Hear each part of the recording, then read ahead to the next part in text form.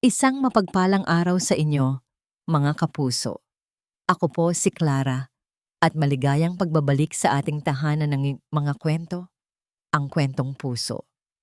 Sabi nila, ang pinakamabigat na laban ay hindi yung sa korte o sa larangan, kundi yung sa loob ng sarili nating pamilya. Paano kung ang unipormeng simbolo ng iyong karangalan ay siya ring ginagamit na sandata para wasakin ang iyong pagiging isang ina? Mawalang galang na po. Pero pwede bang pakicheck ulit? Baka nagkamali lang kayo ng basa. Valdez ang apelyido ng anak ko, hindi Serrano. Ang mga salitang yon ay parang matatalim na bubog na tumusok sa pandinig ni Lia. Hindi siya gumalaw. Nanatili siya nang nakatayo malapit sa pinto. Ang dibdib ay biglang nanikip. Ang boses na yon, kilalang kilala niya. Ang may-ari noon ay ang lalaking minsan niyang pinangakuan ng habambuhay. Si Marco, ang ama ng kanyang anak. Ang bawat salita ay malinaw, malakas, at sinadya para marinig ng lahat sa loob ng conference room ng mamahaling pribadong eskwelahan na iyon. Isang pagpapahayag, isang pagtatatwa. Siya ang dating nagpumilit na isama ang apelyido niya sa pangalan ni Enzo para kahit saan siya magpunta, alam ng lahat na konektado siya sa Lia. Dugot laman mo. Iyon ang sabi niya noon sa loob ng isang silid na puno ng pagmamahal. Ngayon, sa silid na ito na puno ng mga estranghero, binubura niya ang parehong pangalan na minsan niyang ipinaglaban. Bakit Marco? Sumilip si Lia sa loob. Nakita niya si Marco sa gitna ng mga magulang, nakatayo na parang hari. Ang mamahaling suit, ang kumikinang na relos, ang boses niyang nangingibabaw sa lahat. Puno ng kumpiyansang halos sumisigaw ng, "Tingnan ninyo ako." Sa isang sulok, nakita niya ang kanilang anak na si Enzo. Nakayuko. Ang maliliit na balikat nito ay tila binibigatan ng karangyaan sa paligid. Huminga ng malalim si Lia. Inayos niya ang kanyang sarili, hinawakan ng doorknob, at pumasok. Isang hakbang, dalawang hakbang. Ang mahinang bulungan sa silid ay biglang tumigil. Ang lahat ng mga mata ay napunta sa kanya, sa kanyang plansadong uniforme, sa kanyang makintab na itim na sapatos, at sa ranggong lieutenant na kumikinang sa kanyang mga balikat. Hindi ito isang magarbong bestida o isang mamahaling alahas. Ito ang kanyang uniforme. Ang simbolo ng kanyang serbisyo. Ang ngiti sa mukha ni Marco ay naglaho, napalitan ng pagkaini. Nakita ni Lia ang pagdaan ng hiya sa mga mata nito. Hindi hiya para sa sarili, kundi hiya para sa kanya. Para kay Marco, ang uniforme niya ay isang paalala ng isang mundong hindi kasing glamorous ng sa kanya. Well. Binasag ni Marco ang katahimikan, may halong pang-uuyam. Akala ko ba parent-teachers meeting ito, hindi police checkpoint? Ilang mga magulang ang pilit ng ngumiti. Ang iba ay nag-iwas ng tingin, hindi komportable. Naramdaman ni Lia ang paghigpit ng hawak ng kanyang kamao sa gilid. Pero nang makita niya si Enzo na lalong napayuko sa hiya, bigla itong lumuwag. Hindi siya nandito para makipag-away. Nandito siya para sa anak niya. Naglakad siya papalapit. Ang bawat hakbang ay kontrolado at may dignidad. Tumigil siya sa tabi ni Enzo. At sa sandaling iyon, naramdaman niya ang isang maliit na kamay na tahimik na umakyat sa kanyang palad at humigpit ang hawak. Iyon lang. Yun lang ang kailangan niya.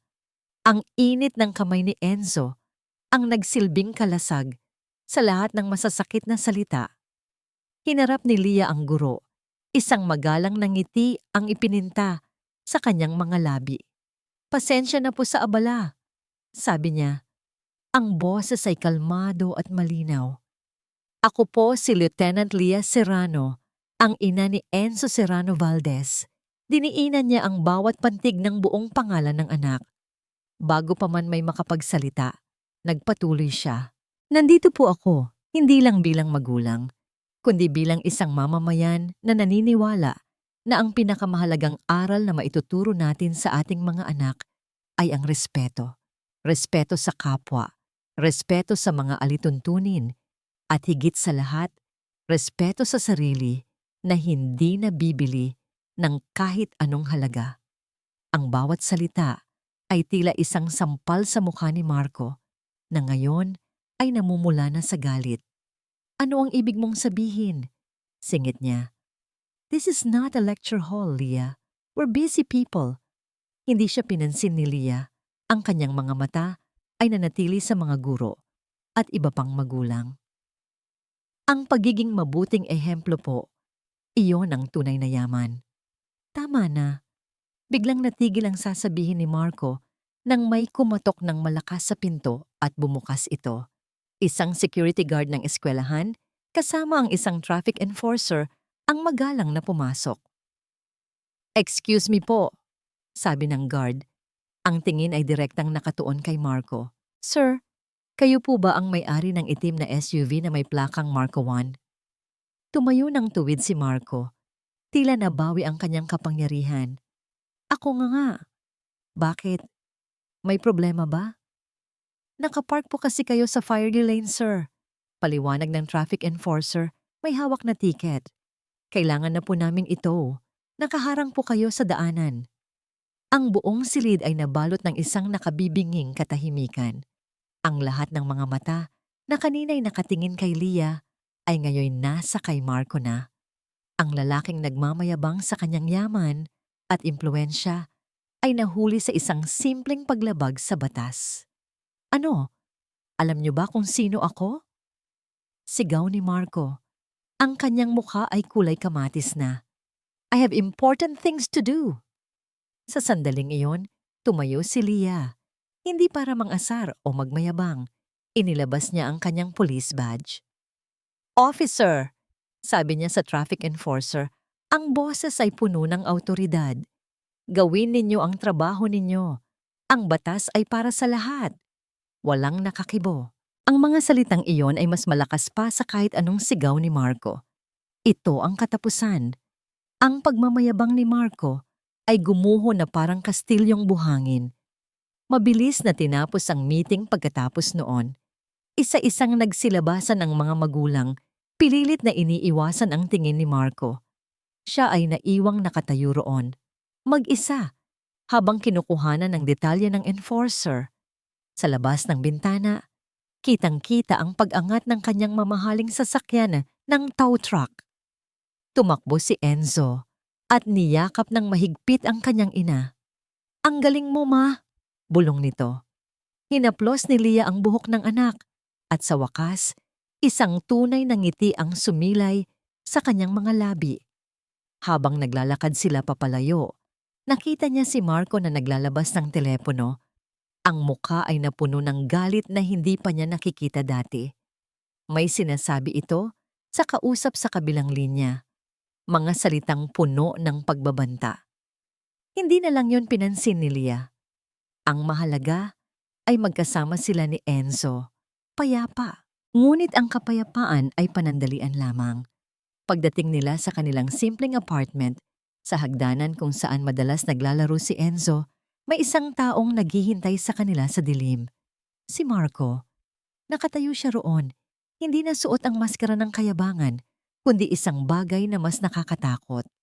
Hawak niya ang isang malaking brown envelope at sa kanyang mga labi may isang ngisi na nangangako ng gulo. Nakatayo si Marco sa ilalim ng nag-iisang ilaw sa pasilyo. Ang anino niya'y tila isang halimaw na humaharang sa kanilang pintuan. Hindi gumagalaw si Leah. Ang tanging naririnig niya ay ang mabilis na pagtibok ng kanyang puso at ang mahinang paghinga ni Enzo sa kanyang tabi. "Anong kailangan mo, Marco?" tanong ni Leah, ang boses ay pilit na pinatatatag. Hindi sumagot si Marco. Sa halip dahan-dahan niyang iniabot ang brown envelope. "Basahin mo," utos niya. Ang boses ay malamig, walang emosyon. "Para maintindihan mo kung gaano ka kairesponsable."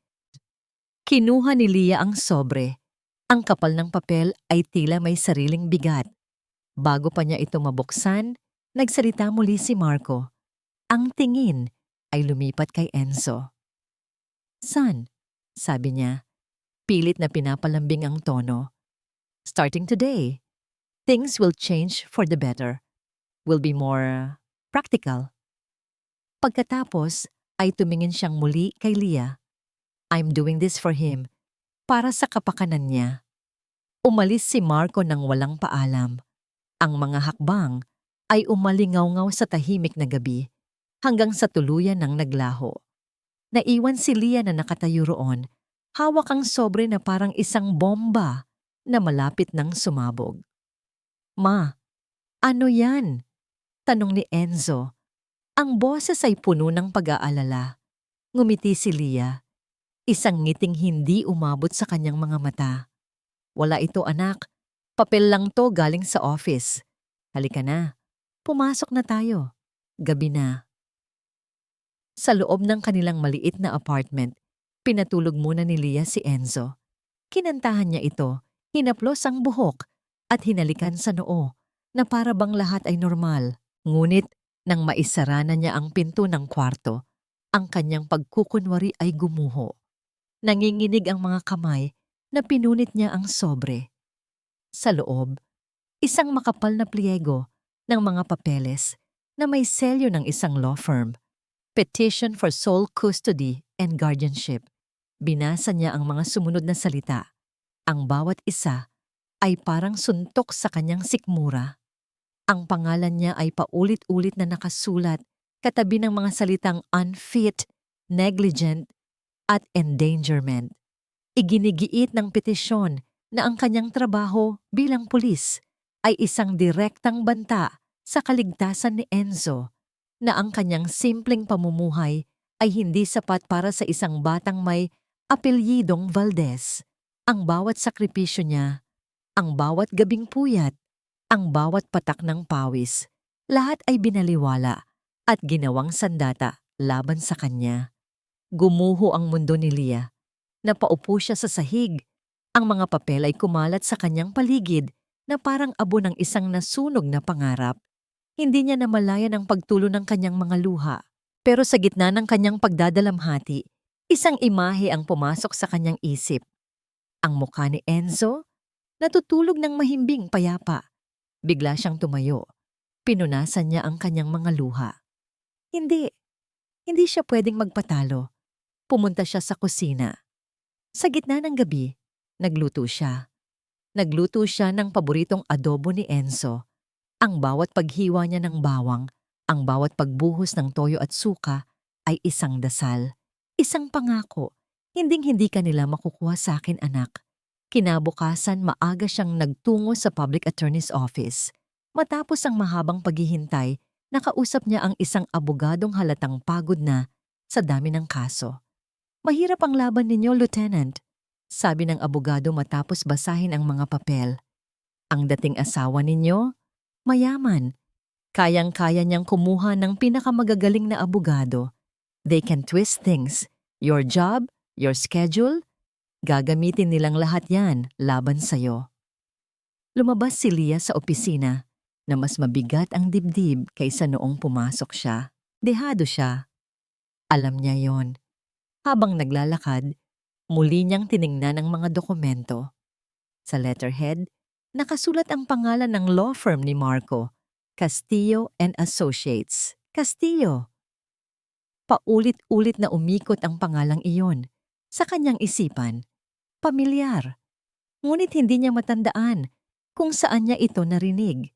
Nakarating siya sa kanyang apartment na gulong-gulo ang isip. Pakiramdam niya ay nag-iisa siya sa isang digmaang hindi niya kayang ipanalo. Umupo siya sa sofa. Tinititigan ang kawalan. Biglang nag-vibrate ang kanyang cellphone sa mesa. Isang mensahe mula sa isang numerong hindi nakarehistro sa kanyang contacts. Binuksan niya ito. "Mag-ingat ka, Lieutenant. Hindi lang si Marco ang kalaban mo." Napatitig si Leah sa screen ng kanyang telepono. Ang mga salita ay tila sumasayaw sa kanyang paningin, malamig at mapanuri. "Hindi lang si Marco ang kalaban mo. Sino? Sino pa ang gustong manakit sa kanya? Ang gusto siyang sirain?" Bigla, Ang maliit niyang apartment ay tila naging isang kulungan na walang bintana. Ang bawat anino sa sulok ay tila may buhay. Ang bawat ingay sa labas ay tila isang banta. Naramdaman niya ang unti-unting paggapang ng takot sa kanyang dibdib. Pwede niyang harapin ang mga kriminal sa kalye. Pwede niyang harapin ang panganib sa kanyang trabaho. Pero ang kalaban na hindi niya nakikita, ang kalaban na nagtatago sa dilim, iyon ang nakakaparalisa. Kailangan niya ng hangin. Kailangan niya ng isang lugar kung saan hindi siya si Lieutenant Serrano, kung saan siya ay si Leah lang. May isang lugar, may isang tao. Isinara niya ang lahat ng bintana, nilak ang pinto, at naglakad patungo sa sakayan. Ang destinasyon niya, ang maliit na karinderya ng kanyang tita Elena. Ang Elena's Eatery ay hindi maganda. Luma ang mga mesa, hindi pare-pareho ang mga upuan, at ang amoy ng nilulutong sinigang at adobo ay nakakapit na sa mga pader. Ngunit para kay Leah, ito ang pinakaligtas na lugar sa mundo.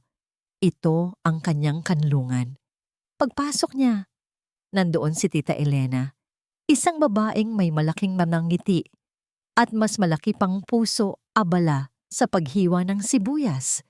Leah anak, bati nito, napatigil sa ginagawa. Napadaan ka? Nasaan si Enzo? Hindi nakasagot si Leah. Tumayo lang siya roon at sa isang tingin pa lang, alam na ni Tita Elena. Halika rito, sabi nito. Hinila siya sa isang upuan sa sulok, malayo sa ilang customer. Pinunasan nito ang kamay sa kanyang duster at hinawakan ang kamay ni Leah. Anong problema? Huwag mo akong daanin sa ganyan. Kilala kita mulat sa pool. At doon, bumigay na si Leah. Ikinuwento niya ang lahat.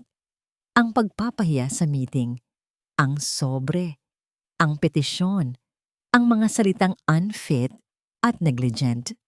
At ang huli, ang misteryosong text message. Hindi nagsalita si Tita Elena. Nakikinig lang ito.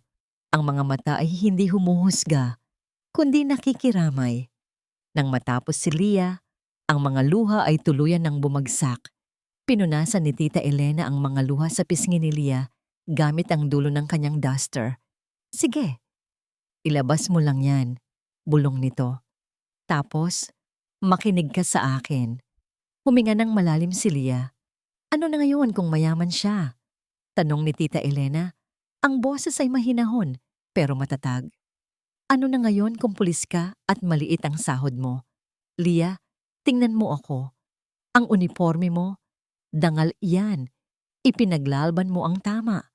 Huwag mong hahayaang putikan ni numan yan. Lalo na ng isang taong ang alam lang na halaga ay kung magkano. Ang mga simpleng salita ay tumagos sa puso ni Leah. Nagbibigay ng init at lakas. Biglang tumunog ang telepono ni Leah. Isang email notification mula sa eskwelahan ni Enzo. Automatic payment, notification, failure, binuksan niya ito. Dear Ms. Serrano, this is to inform you that the automatic payment for Enzo Valdez's monthly tuition has failed due to a cancelled arrangement from the primary account holder. Nanlamig si Leah. Pinutol na ni Marco. Iyon ang unang atake. Praktikal. Walang awa. Tita, sabi ni Leah, ipinakita ang telepono. Pinutulan niya kami. Tiningnan ito ni Tita Elena. Ang mukha ay umasim. Walang hiya, sabi nito. Gagamitin ng bata para ipitin ka. Habang nag-uusap sila, sa isang mesa sa pinakasulok, may isang lalaking tahimik na humihigop ng kape.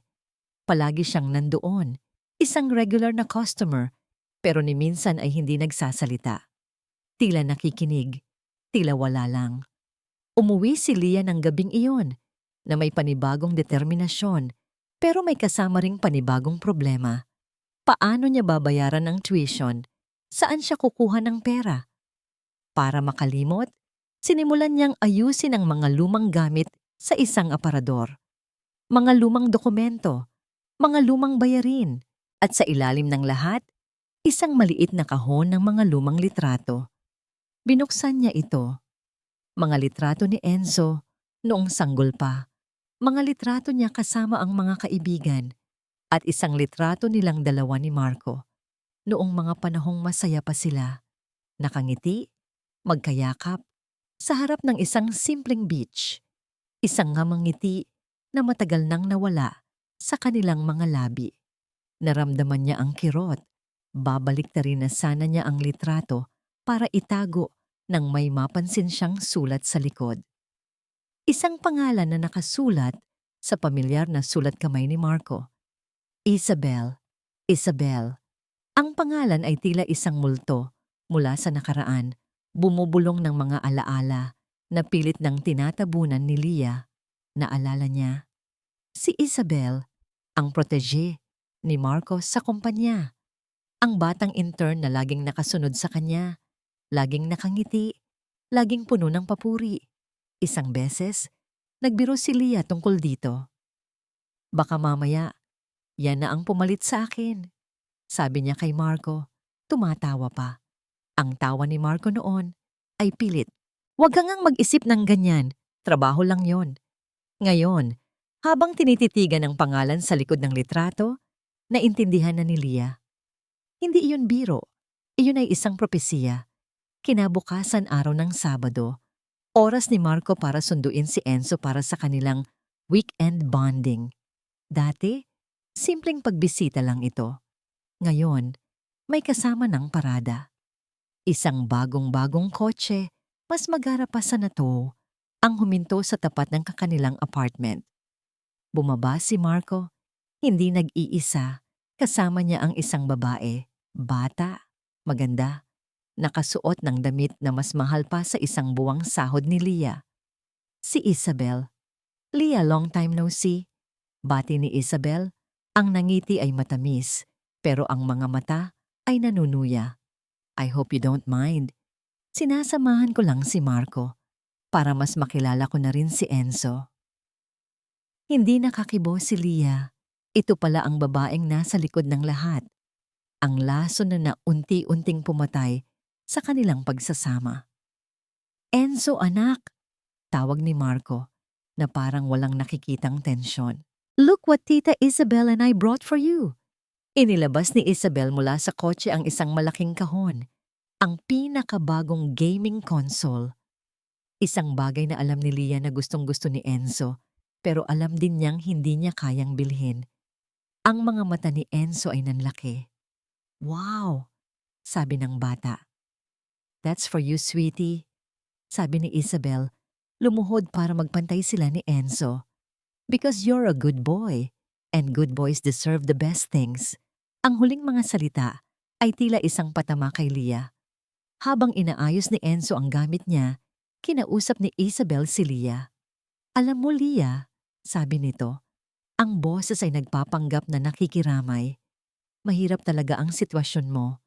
Yung trabaho mo, delikado. Paano kung may mangyari sa'yo? Kawawa naman si Enzo. At least with us, he's safe, comfortable. He gets what he deserves. Bawat salita ay isang karayom. Umalis ang tatlo. Naiwan si Leah sa bintana. Pinapanood ang paglayo ng mamahaling kotse. Pakiramdam niya ay ninakawan siya sa sarili niyang pamamahay. Nang bumalik si Enzo kinabukasan, may kakaiba sa kanya. Tahimik siya. Hindi na siya nagkukwento tungkol sa nangyari. Nang tanungin siya ni Leah, ang sagot lang niya ay, okay lang po. Masaya naman. Pero nang gabi na yon, narinig ni Leah si Enzo na kausap ang kanyang lola sa telepono. Opo, lola. Sabi po ni Tita Isabel, wag daw po ako mag-alala kay mama. Kasi po yung mga pulis, marami daw po silang kalaban. Baka daw po madamay ako. Natigilan si Leah. Nilalason ni Isabel ang isip ng anak niya. Ginagamit nito ang kanyang uniforme, ang kanyang dangal, bilang isang bagay na dapat katakutan. Kinabukasan, habang hinahatid niya si Enzo sa eskwela, sinubukan niyang kausapin ito. Anak, yung trabaho ni Mama, alam mo namang tumutulong tayo sa mga tao, di ba? Hindi sumagot si Enzo. Huwag kang maniniwala sa lahat ng sinasabi ng iba, okay? Tumango lang ang bata, pero hindi tumingin sa kanya. Pumasok ito sa gate ng eskwelahan nang hindi nagsasabi ng I love you, isang bagay na hindi nito kailanman nakalimutan dati. Naramdaman ni Leah ang matinding kirot sa kanyang puso. Ito ang pinakamasakit na atake. Mas masakit pa sa petisyon. Mas masakit pa sa pagputol ng pera. Ang unti-unting paglayo ng loob ng sarili niyang anak. Habang nag-aalmusal, tinanong ni Marco si Enzo sa isang mamahaling restaurant. So son, do you want the new rubber shoes or the new tablet? Tiningnan ni Enzo ang ama. Dad, sabi nito, pwede po bang manood na lang tayo ng sine? Sa mall? Tulad ng dati? Of course, we can do that after we shop, sagot ni Marco. Umiling si Enzo. Gusto ko po, tulungan si Mama magdilig ng halaman niya sa paso. Yun po ang gagawin namin mamayang hapon. Natahimik si Marco. Sa kabila ng lason, ang puso ng bata ay nananatiling tapat. Pabalik sa opisina, gulong-gulo ang isip ni Leah. Paano niya lalabanan ang isang kaaway na ginagamit ang pagmamahal at material na bagay? Paano niya ipagtatanggol ang sarili sa mga kasinungalingang ibinubulong sa kanyang anak? Sa gitna ng kanyang pag-iisip, biglang tumunog ang kanyang telepono. Isang numero na hindi pamilyar, pero may pangalan ng eskwelahan. Ang guidance counselor. Hello, Lieutenant Serrano? Sabi ng boses sa kabilang linya. May halong pag-aalala. Pinapatawag po namin kayo. May nangyari po kasing insidente kay Enzo. Kailangan po nating mag-usap agad. Nabitawan ni Leah ang hawak niyang ballpen. Ang kanyang mundo ay muling huminto. Bawat segundo sa biyahe papuntang eskwelahan ay parang isang oras para kay Leah. Ang isip niya ay tumatakbo ng mas mabilis pa sa sinasakyan niyang jeep. Isang insidente. Anong nangyari? Nadapa ba si Enzo? Nasaktan? May umapi ba sa kanya? O mas malala pa? Ang mga salita ni Isabel ay umalingaw-ngaw sa kanyang isip. Baka daw po madamay ako. Halos patakbo niyang tinungo ang guidance office. Ang dibdib ay kumakabog sa kaba. Pagpasok niya, nakita niya si Enzo. Nakaupo sa isang silya. Nakayuko, pero buo. Walang galos, walang sugat. Sa tabi nito ay isa pang batang lalaki na umiyak. Lieutenant Serrano, salamat sa mabilis na pagdating, sabi ng guidance counselor, isang ginang na may malumanay na boses. Ako po si Mrs. Reyes. Ano po ang nangyari? Tanong ni Leah. Ang boses ay nanginginig pa rin. Ayos lang ba ang anak ko? He's physically fine, Lieutenant. Pag-a-assure ni Mrs. Reyes, pero nasangkot po siya sa isang away kanina sa playground. Away? Si Enzo? Ang anak niyang ni minsan ay hindi nanakit ng kapwa? Ayon po sa mga nakakita, pagpapatuloy ng counselor, tinutokso po nitong si Miguel, sabay turo sa batang umiiyak. Ang isa nilang kaklase, itinulak daw po ni Miguel, kaya umiyak. At doon po namagitan si Enzo. Huminga ng maluwag si Leah. Ipinagtanggol lang pala ng anak niya ang isang inaapi.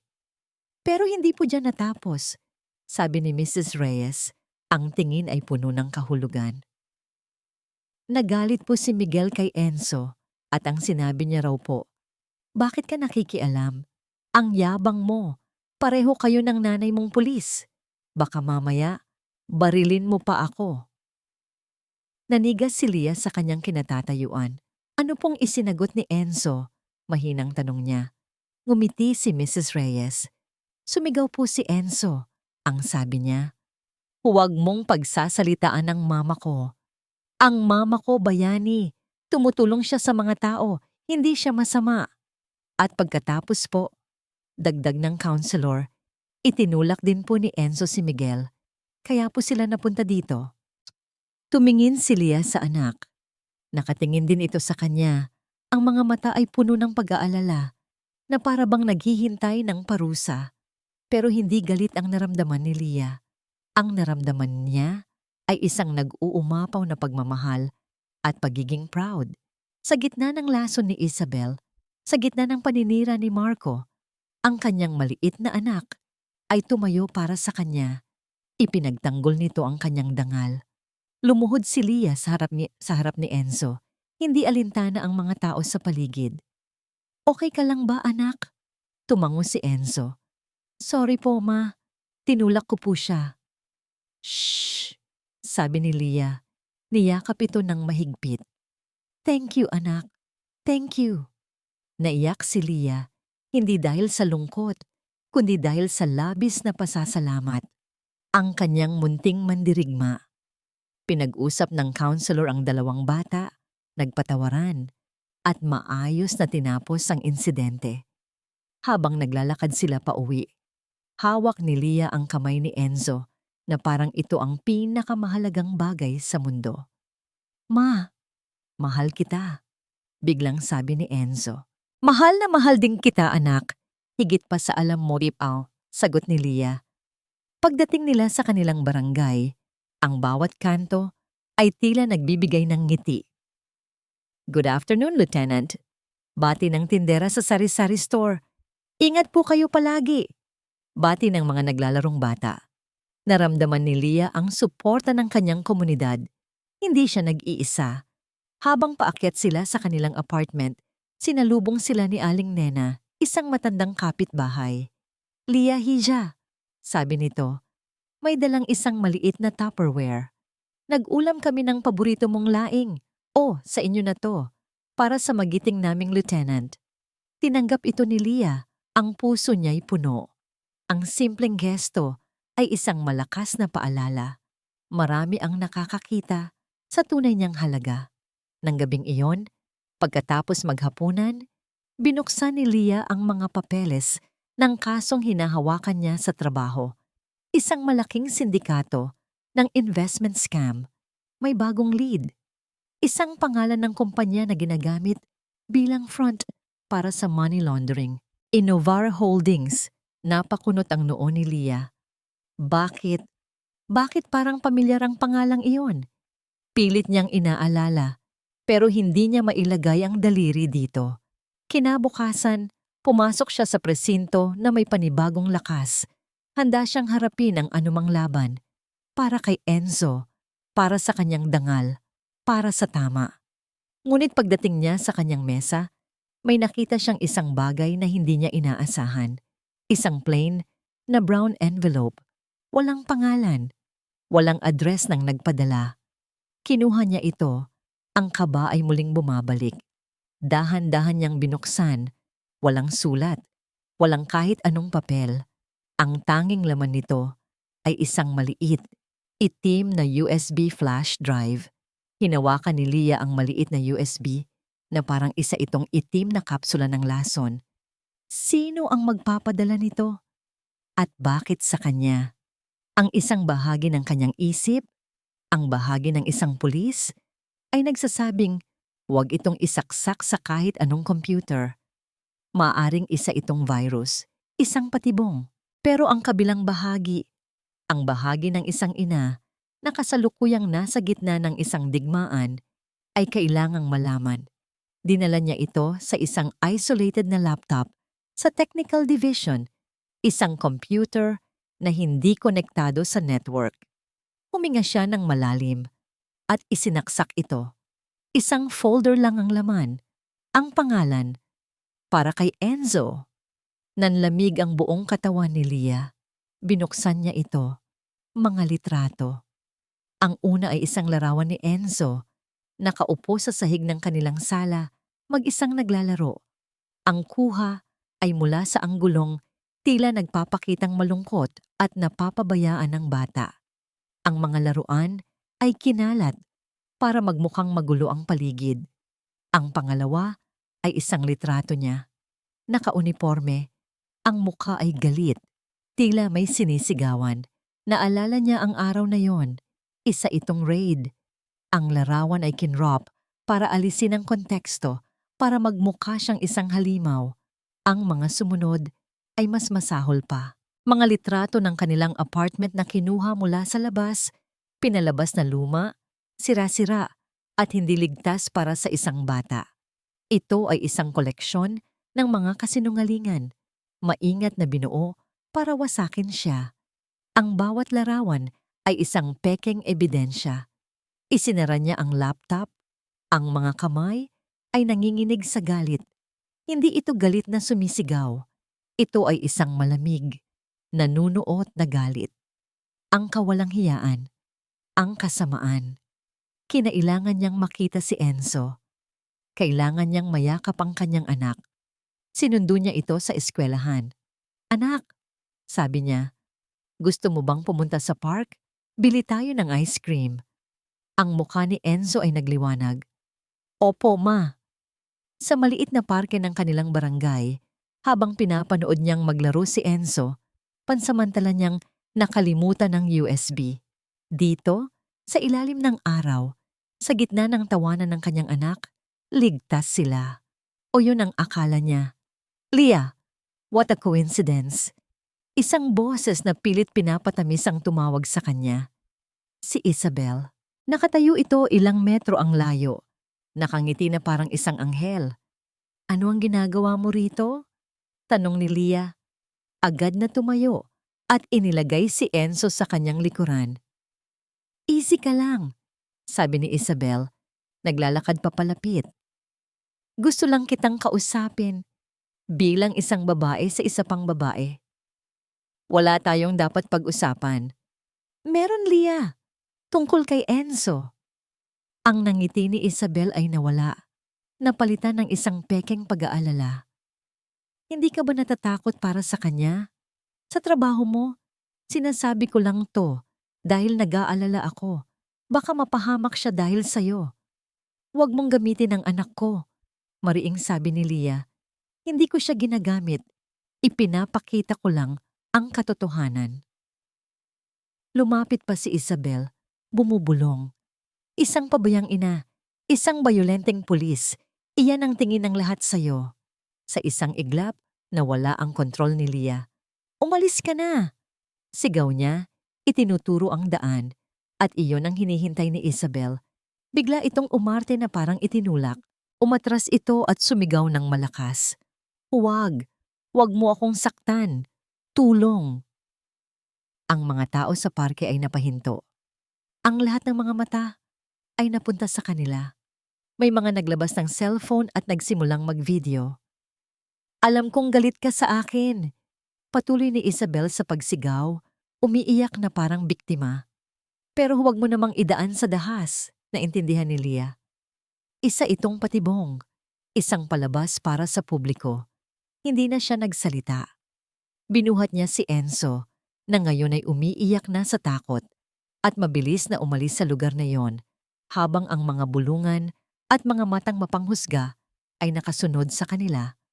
Sa apartment, walang nagsasalita. Niyakap lang ni Leah si Enzo hanggang sa ito'y tumahan at nakatulog sa kanyang mga braso. Nang mailapag na niya ito sa kama, naupo siya sa sahig sa gitna ng dilim. Pakiramdam niya ay nasukol na siya. Ginawa siyang kontrabida sa harap ng lahat. Maya-maya, naramdaman niyang may kumakalabit sa kanya. Si Enzo, gising na. May hawak itong papel at krayola. "Ma?" bulong nito. Inaabot ang papel. "Para sa'yo." Kinuha ito ni Leah. Isang guhit. Isang stick figure na may kapa at nakasuot ng uniforme ng pulis. Sa itaas, nakasulat sa paunti-unting letra, "Super Mama Police." Niyakap niya ang anak.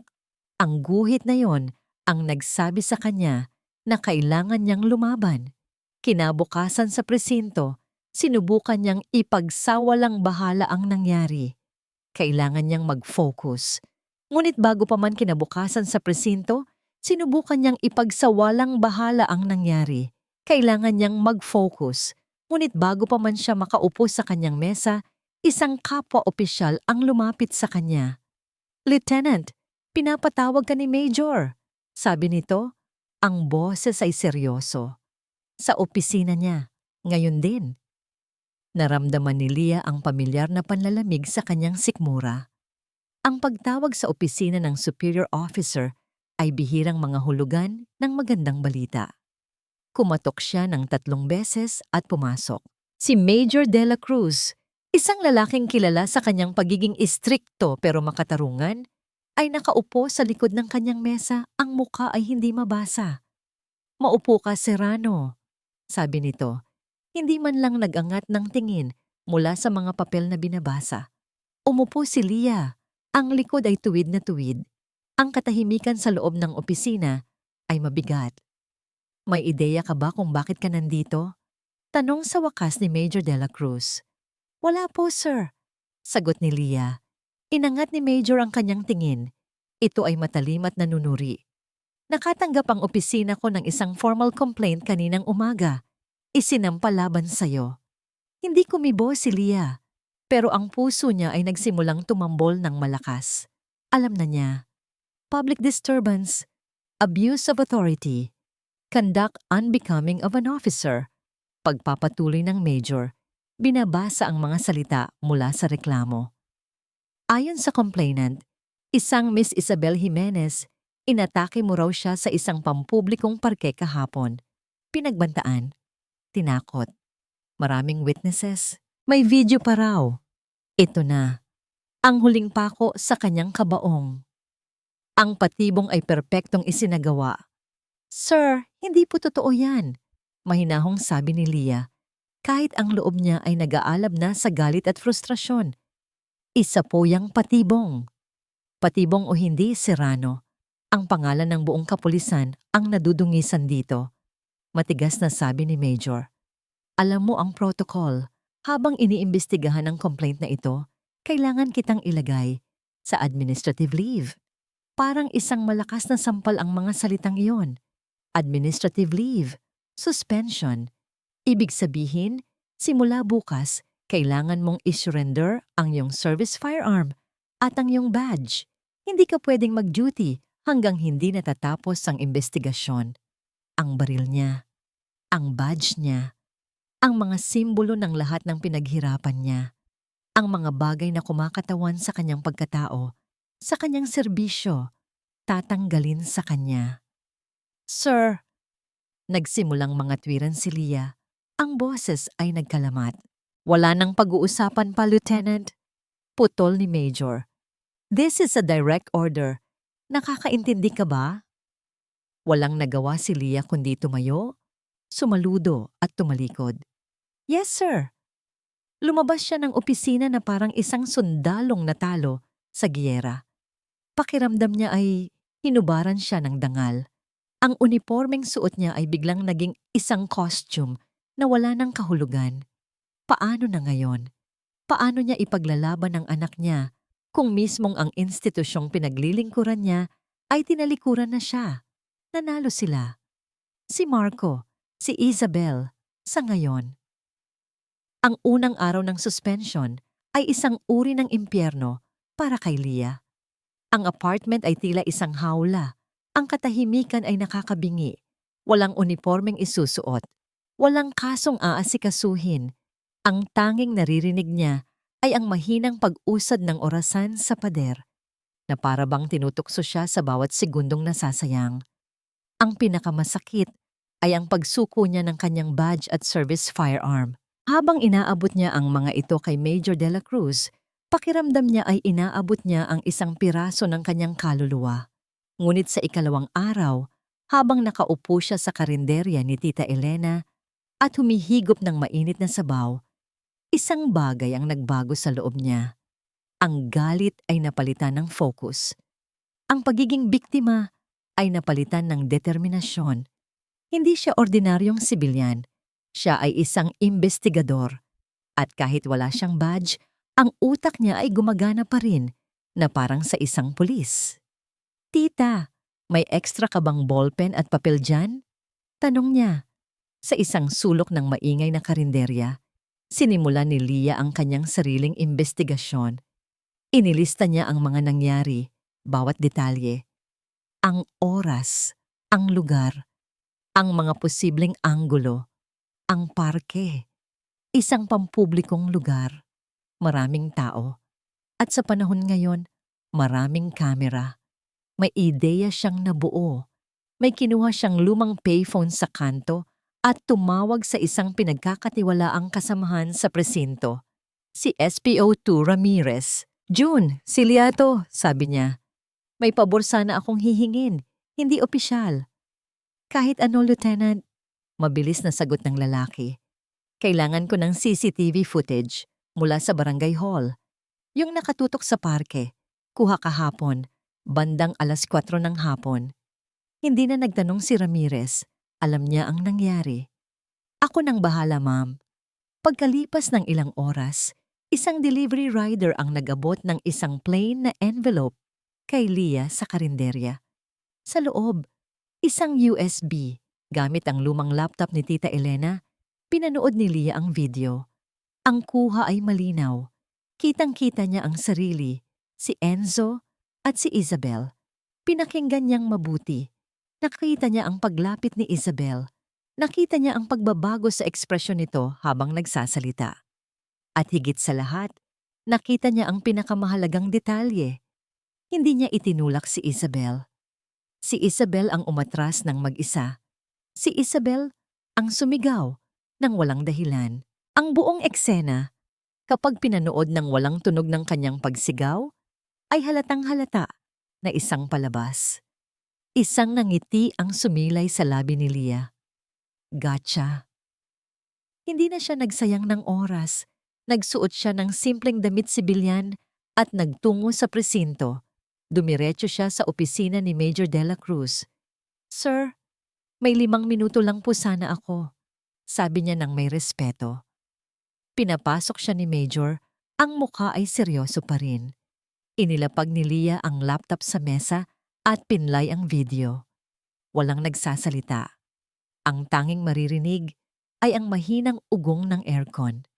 Nang matapos ang video, tiningnan ni Lia si Major. Hindi nagbago ang ekspresyon nito. Tumayo ito. Kinuha ang intercom. Ipadala mo rito ang badge at service firearm ni Lieutenant Serrano. Tumingin ito sa kanya. Good work, Lieutenant. Ang mga salitang yon ay musika sa pandinig ni Lia. Na-dismiss na ang complaint. Welcome back to duty. Paglabas niya ng opisina, suot na muli ang kanyang dangal. Pakiramdam niya ay kaya niyang harapin ang lahat. Bumalik siya sa kanyang mesa. Ang isip ay mas matalas kaysa dati. Binuksan niyang muli ang file ng kasong Innovair Holdings. Binasa niya ulit ang pangalan. Innovair Holdings. Saan nga ba niya ito narinig?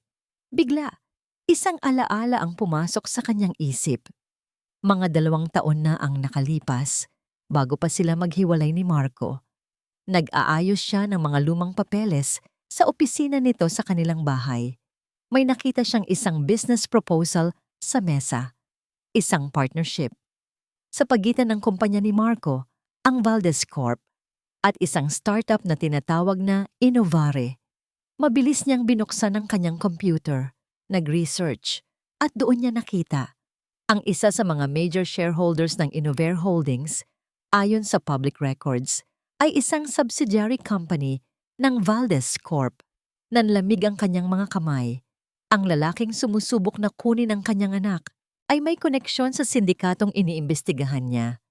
Ang 2 magkaibang giyera sa buhay niya ay iisa lang pala. Gabi na nang matapos siya sa trabaho.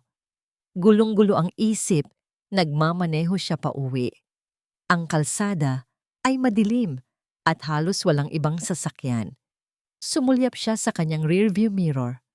May isang itim na kotse, walang plaka sa harap, at masyadong madilim ang salamin para makita kung sino ang nasa loob. Baka nagkataon lang, sabi niya sa sarili. Lumiko siya sa kanan sa isang maliit na kalye na hindi niya naman ruta. Sumunod din ang itim na kotse. Hindi na ito nagkataon lang. Naramdaman ni Lia ang pamilyar na adrenaline, ang instinct ng isang pulis na nasa panganib. Humigpit ang hawak niya sa manibela. Pinakalma niya ang kanyang paghinga. Hindi siya pwedeng magpanik. Hindi ngayon. Binilisan niya ang takbo. Bumilis din ang itim na kotse. Dumikit ito sa likuran niya. Ang mga ilaw nito ay nakakasilaw sa kanyang salamin. Sinubukan niyang lumiko sa isang mas masikip na eskinita. Isang daan na alam niyang shortcut, pero mabilis ang itim na kotse. Hinarangan nito ang kanyang daan. Napapreno si Lia ng todo. Ang tunog ng mga gulong ay umalingaw-ngaw sa tahimik na gabi. Nakatigil sila ngayon sa gitna ng isang madilim na kalye, harap-harapan. Ang mga ilaw ng itim na kotse ay parang mga matang nakatitig sa kanya. Naghihintay.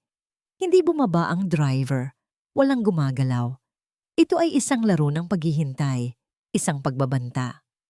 Alam ni Leah kung ano ang ibig sabihin nito. Hindi na ito tungkol sa custody. Ito ay tungkol sa kasong hinahawakan niya. Ang pagbubukas niya sa file ng Innovar Holdings ay parang paggising sa isang natutulog na ahas. Sa isang iglap, umandar pa atras ang itim na kotse, mabilis na lumiko, at humarurot palayo, nawala sa dilim na parang isang masamang panaginip. Naiwan si Leah na nakahinto sa gitna ng kalsada, humihingal. Ang puso ay kumakaripas sa kanyang dibdib. Hindi siya sinaktan, pero ang mensahe ay malinaw na malinaw. Alam namin kung sino ka. Alam namin kung nasaan ka. Tumigil ka na. Nang makabawi siya ng lakas, mabilis niyang pinaandar ang kotse, hindi pa uwi sa kanilang apartment. Masyadong delikado. Dumiretso siya sa karinderya ni Tita Elena, ang tanging lugar na alam niyang ligtas. Gising pa ang matanda. Nag-aayos ng mga upuan. Leah, ginabi ka. Anong nangyari sa'yo? Para kang nakakita ng multo? Hindi nakasagot si Leah. Kinuha niya ang kanyang telepono. Ang mga daliri ay nanginginig pa rin. May isang numero lang siyang gustong tawagan. Isang tao lang ang kailangan niyang sisihin. Nagring ito ng 3 beses bago may sumagot. Hello? Boses ni Marco. Halatang kagigising lang. Marco, sigaw ni Leah. Hindi na napigilan ng galit at takot sa kanyang boses. Ano to? Anong klaseng laro ito? Pinapapatay mo ba ako? Anong pinagsasasabi mo? Sagot ni Marco sa kabilang linya. Ang boses ay puno ng pagkairita at pagkalito. Pinapapatay. Leah, lasing ka ba? Anong oras na? Huwag kang magkunwari, Marco. Sigaw ni Leah, ang luha ay nagbabadyang tumulo dahil sa pinaghalong takot at galit. May sumunod sa akin. Isang itim na kotse. Hinarangan ako. Mensahe ba to galing sa'yo? Galing sa mga kasosyo mo sa Innovar Holdings? Natahimik si Marco. Ang pangalan ng kumpanya ay tila isang bombang sumabog sa pagitan nila. Hindi ko alam ang sinasabi mo, sabi ni Marco, pero ang boses niya ay nagbago. Nawala ang pagkairita, napalitan ng isang bagay na parang, kaba. Wala akong alam dyan. Matulog ka na, Leah. Binabaan siya ng telepono. Naiwan si Leah na hawak ang cellphone, nanginginig. Hindi niya alam kung paniniwalaan ba niya ang pagtanggi ni Marco. Pero isa lang ang sigurado. Natapakan niya ang isang bagay na hindi niya dapat matapakan. Samantala, sa isang marangyang penthouse, hindi na makatulog si Marco. Innovare. Paanong nalaman ni Leah ang tungkol doon? At sino ang sumunod sa kanya? Lumakad siya. Nang pabalik-balik sa kanyang silid, ang isip ay nagliliyab. Kinabukasan, ipinatawag niya ang kanyang abogado. May problema tayo, sabi ng abogado. Inilapag ang isang tablet sa mesa. Tingnan mo to. Ipinakita nito ang CCTV footage mula sa parke. Malinaw. Walang daya. Napanood ni Marco ang buong eksena, ang pagdating ni Isabel, ang pag-arte nito, ang pagsigaw, ang paglabas ng mga cellphone ng mga tao. She played as Marco, sabi ng abogado. Umiling-iling. Ginawa niyang katawa-tawa ang kaso natin, kaya na-dismiss ang complaint laban kay Serrano at naibalik siya sa pwesto. This stunt backfired big time. Isang malamig na galit ang gumapang sa kalooban ni Marco. Nilinlang siya. Ginamit siya ni Isabel.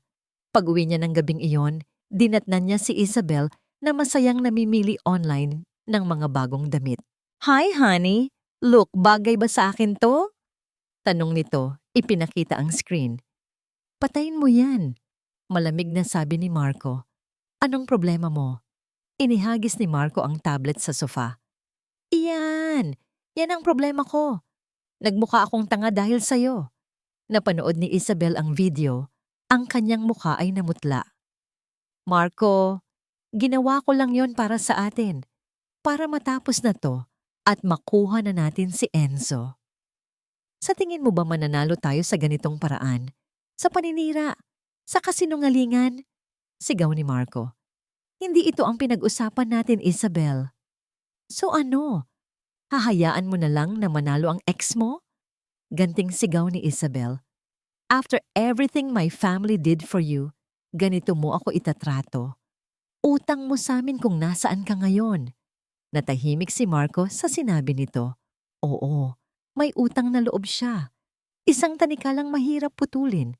Pero sa unang pagkakataon, nakita niya ang tunay na kulay ni Isabel. Hindi pag-aalala para kay Enzo ang nasa puso nito, kundi kasakiman. Takot na mawala ang karangyaan. Simula ng gabing iyon, isang pader ng yelo ang namagitan sa kanila. Sinubukan ni Marco na ibaling ang kanyang atensyon kay Enzo. Dinoble niya ang mga regalo. Ang pinakamahal na sapatos, ang pinakabagong gadgets. Pero ang bawat regalo ay tila lalong nagpapalayo sa loob ng bata. Isang hapon, habang magkasama sila, tinanong niya ito. Son, ano ba talaga ang gusto mo para sa birthday mo?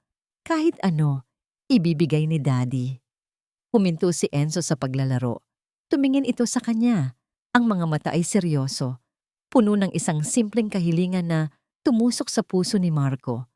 Gusto ko lang po kumain tayo ng ice cream sa park, sabi ng bata. Tayong tatlo, kasama si Mama. Para siyang sinampal. Hindi laruan, hindi pera, kundi pamilya. Isang bagay na siya mismo ang sumira. Bumalik siya sa kanyang penthouse ng gabing iyon na dala-dala ang bigat sa kanyang dibdib. Nagsimula siyang magduda sa lahat. Tama ba ang ginagawa niya? Para saan ang lahat ng ito kung ang sarili niyang anak ay hindi niya mapasaya? Habang nag-iisip siya, biglang tumunog ang kanyang telepono. Ang abogado niya. Marco, masamang balita. Sabi nito, ang boses ay apurado. Kailangan nating mag-usap. Ngayon din. Ano na naman? Nalaman na ng kampo ni Lia. May nakuha silang impormasyon tungkol sa isa sa mga secret bank accounts mo. Para kay Marco, ang mga salitang yon ay hindi lang masamang balita. Iyon ay isang lindol, secret bank account. Alin doon? Marami siya noon. Pero may isa. Isang particular na account na hindi dapat malaman ni numan, lalo na ni Lia. Anong account? Tanong niya. Pilit na pinapakalma ang kanyang boses kahit ang kanyang mga palad ay nagsisimula ng pagpawisan. Ang offshore account sa pangalan ng isang shell corporation, sagot ng abogado. Ang Innovare Holdings. Kung kanina ay lindol, ngayon ay pagsabog na ng bulkan. Napahawak si Marco sa gilid ng mesa para suportahan ang sarili. Ang dalawang pinakamalaking problema niya, ang custody case at ang kanyang mga lihim na transaksyon, ay hindi na magkahiwalay. Nagtama na ang dalawang mundo niya. At nasa gitna si Lia.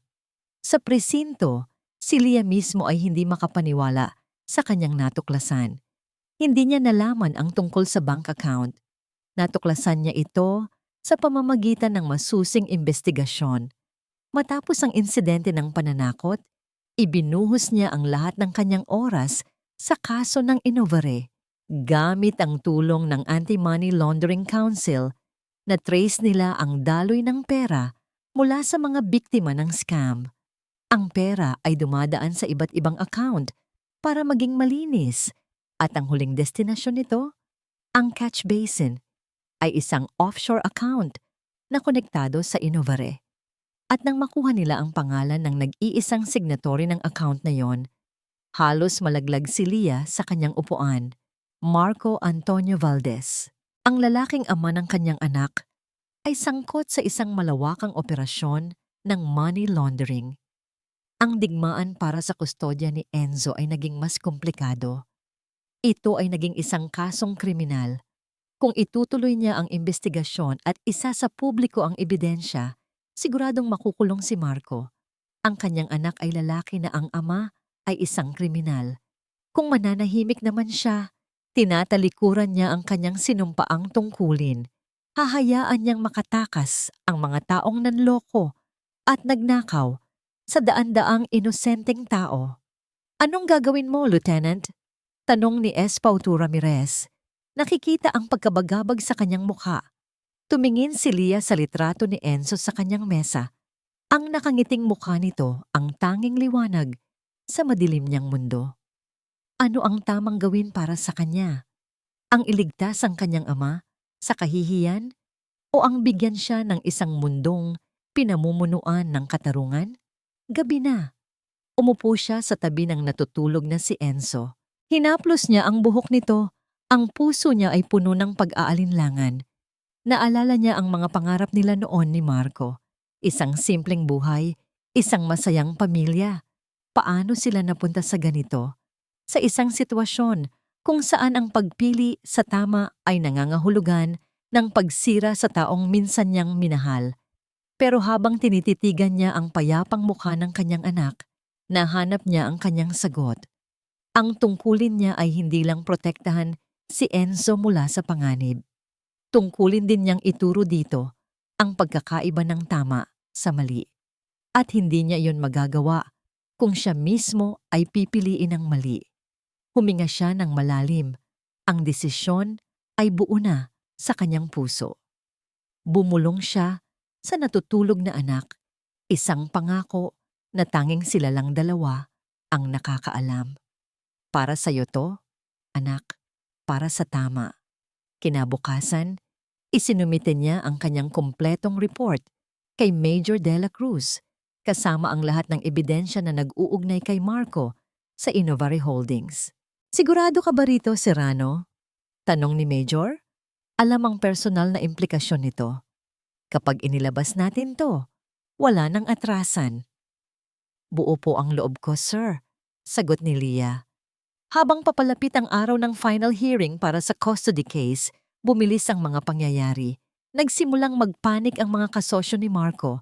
Nagkaroon ng mga internal na away sa loob ng sindikato. Isang gabi, habang nag-overtime si Lia sa opisina, isang security guard ang nagsabi na may naghahanap sa kanya sa lobby. Isang babae, ayaw magpakilala. Pagbaba niya, nakita niya ang isang babaeng halatang kinakabahan, nakayuko sa isang sulok. Nang mag-angat ito ng tingin, nakilala niya ito. Isa ito sa mga dating sekretarya ni Isabel. Ma'am Lia, nanginginig na sabi ng babae. Kailangan niyo pong malaman ang totoo tungkol kay Miss Isabel. Inabot nito ang isang maliit na sobre. May impormasyon po ako na makakatulong sa inyo, sa kaso ninyo, sa lahat. Binuksan ni Lia ang sobre sa loob ng kanyang kotse. Ang laman, isang serye ng mga bank statement at kopya ng mga email. Hindi ito tungkol kay Marco. Ito ay tungkol kay Isabel. Ang mga dokumento ay nagpapatunay na si Isabel ay hindi lang basta kasintahan. Siya ay kasabwat. Ang kanyang pamilya pala ang may-ari ng isa sa mga kumpanyang ginamit para sa money laundering. Si Marco ay ginamit nilang front, isang respetadong pangalan para pagtakpan ang kanilang mga iligal na gawain. At ang utang na loob na laging isinusumbat ni Isabel kay Marco? Iyon pala ay isang uri ng blackmail. Ang pinakamatinding ebidensya ay isang email mula kay Isabel sa kanyang ama, kung saan detalyado niyang sinasabi ang plano nilang linisin ang lahat ng ebidensya at ituro si Marco bilang nag-iisang utak ng lahat kapag nagsimula nang mag-init ang sitwasyon. Hindi lang pala si Lia at si Enzo ang biktima, maging si Marco, sa kabila ng kanyang kayabangan, ay isang biktima rin ng kasakiman ni Isabel. Isang araw na lang bago ang final hearing, ang hangin ay tila mas mabigat, mas makapal. Sa maliit na apartment, abala si Tita Elena sa pagluluto ng paboritong pagkain ni Lia. Hindi ito nagsasalita, pero ang bawat kilos nito ay isang paraan ng pagpapakita ng suporta. Bago umalis si Lia para sa huling meeting sa kanyang abogado, inabutan siya nito ng isang maliit na rosaryo. Hawakan mo to bukas, sabi ng matanda. Ang mga mata ay puno ng pananampalataya. Hindi ka nag-iisa. Sa kabilang banda ng lungsod, ang mundo ni Marco ay gumuho. Inabandona na siya ng kanyang mga kasosyo. Ang mga bank account niya ay na-freeze na. At si Isabel, matapos ang isang huling maingay na pag-aaway, ay nag-impake ng kanyang mga gamit at naglahong parang bula. Naiwan si Marco sa kanyang malaki at tahimik na penthouse na papaligiran ng karangyaan na wala ng halaga. Sa unang pagkakataon sa maraming taon, naramdaman niya ang tunay na takot. Ang takot na mawala ang lahat. At sa gitna ng takot na yon, isang pangalan lang ang nasa isip niya, Enzo. Desperado, ginawa niya ang isang bagay na hindi niya akalaing gagawin. Nag-drive siya papunta sa apartment ni Leah. Walang magarang kotse, kundi isang luma, hiniram na sasakyan. Naabutan niya si Leah na pababa ng hagdanan. Leah, sabi niya, ang boses ay halos pabulong. Ang dating kumpiyansa ay napalitan ng isang bagay na kahawig ng pagsusumamo. Kailangan nating mag-usap. Tumingin si Leah sa kanya. Ang mga mata ay kalmado, walang bakas ng galit o awa. Ibibigay ko sa iyo ang lahat, sabi ni Marco. Ang boses ay nanginginig. Ang mga natitira kong pera, ang bahay, lahat. Iatras mo lang ang kaso, Leah. Itigil mo na ang investigasyon. Huwag mong hayaang makulong ako. Please, para kay Enzo. Eto na. Ang sandaling hinintay ni Leah. Ang sandali kung saan ang lalaking nagpahiya at yumurak sa kanyang pagkatao ay nakaluhod na ngayon sa kanyang harapan. Nagmamakaawa, pero walang kasiyahan siyang naramdaman. Tanging lungkot. Marco, sabi niya. Ang boses ay matatag. Huli na ang lahat. Tumingin siya sa mga mata nito. Hindi mo ba naintindihan? Hindi ito tungkol sa pera. Hindi na ito tungkol sa atin. Ito ay tungkol sa kung anong klaseng mundo ang iiwan natin para sa anak natin. Tinalikuran niya si Marco at nagsimulang maglakad palayo. Leah, sandali! Sigaw ni Marco. Huminto si Leah, ngunit hindi lumingon. Para sa lahat ng pinagsamahan natin, wala na ba talagang natitira? Tanong nito. Ang boses ay basag. Huminga ng malalim si Leah bago sumagot. Ang natitira na lang, Marco, sabi niya, ay ang responsibilidad natin bilang mga magulang niya. At bukas, sa korte, tutuparin ko ang sa akin. Nagpatuloy siya sa paglakad, iniwan si Marco na nakatayo sa dilim, mag-isa sa bisperas ng kanyang paghuhukom. Ang loob ng courtroom ay puno ng tensyon. Bawat upuan ay may nakaupo. Karamihan ay mga magulang mula sa eskwelahan ni Enzo, mga kaibigan ni Marco sa negosyo, at iilang pulis na kasamahan ni Leah na tahimik na nakasuporta. Nandoon din si Tita Elena, tahimik na nakaupo sa likuran. Ang mga kamay ay magkadikit at nakapikit. Umupo si Leah sa kanyang upuan. Ang likod ay tuwid na tuwid. Sa kanyang bulsa, mahigpit niyang hawak ang rosaryo na bigay ni Tita Elena. Sa kabila ng kaba, may kakaibang kapayapaan sa kanyang puso. Ginawa niya ang lahat. Sa kabilang panig, nakaupo si Marco. Ang mukha ay haggard. Nawala na ang dating yabang. Ang kanyang abogado ay bumubulong sa kanya. Ang boses ay puno ng pag-aalala. Si Isabel? Wala. Naglaho na. Pumasok ang huwes. Ang lahat ay tumayo. Please be seated, sabi ng huwes. Ang boses ay matatag. We are here for the custody case of Enzo Serrano Valdez.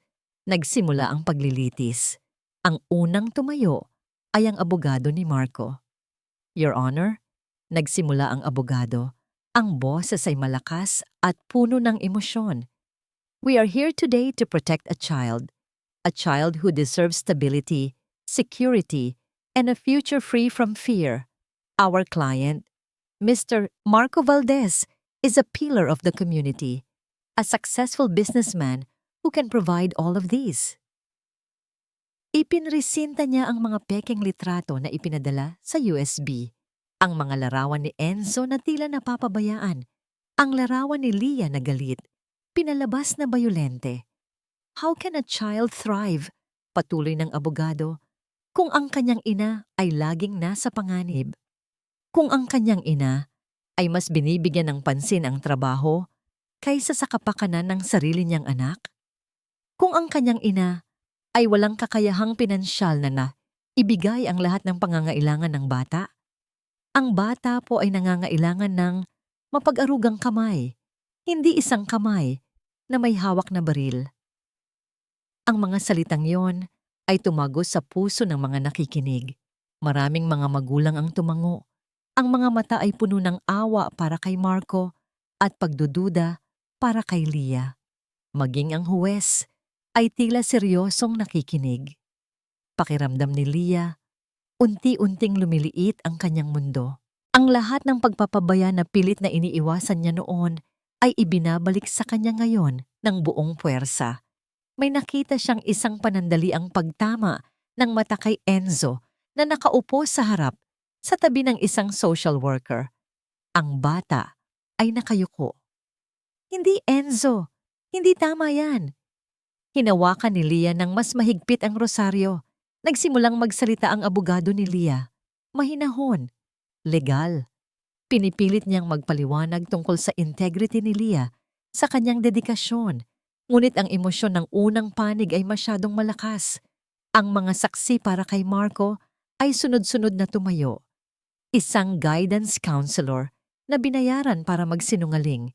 Isang kapitbahay na pinilit magpatotoo tungkol sa kakulangan ni Leah. Ang lahat ng ito ay pilit na ipinapamukha na si Leah ay isang pabayang ina. Your Honor, sabi ng abogado ni Marco, ang kanyang boses ay nagtatagumpay.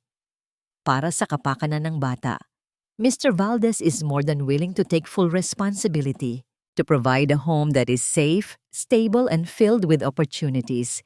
He is ready to be the parent Enzo truly deserves. Humarap ang abogado sa huwes. We rest our case. Uupo na sana ang abogado ni Marco nang biglang may tumayo sa gilid. Ang abogado ni Leah. Your Honor, bago po natin tapusin ang umagang ito, sabi ng abogado ni Leah, ang boses ay kalmado pero matatag. Gusto lang po naming ipresenta ang aming mga ebidensya. Tumingin ang huwes kay Leah. Ang kanyang ekspresyon ay seryoso, na tila nagdesisyon na. Ngunit pinayagan pa rin niya ang abogado ni Leah. Please proceed, counsel. Hindi pa ito ang katapusan.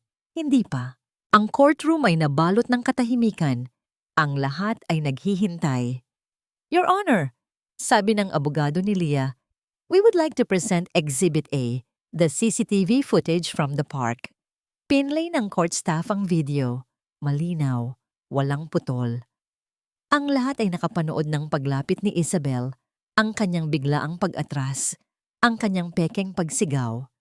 Kitang-kita ang pagtutol ni Leah, ang kanyang pag-aalala para kay Enzo.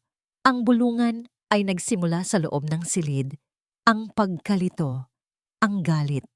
Tiningnan ni Leah si Marco. Ang mukha nito ay namumutla.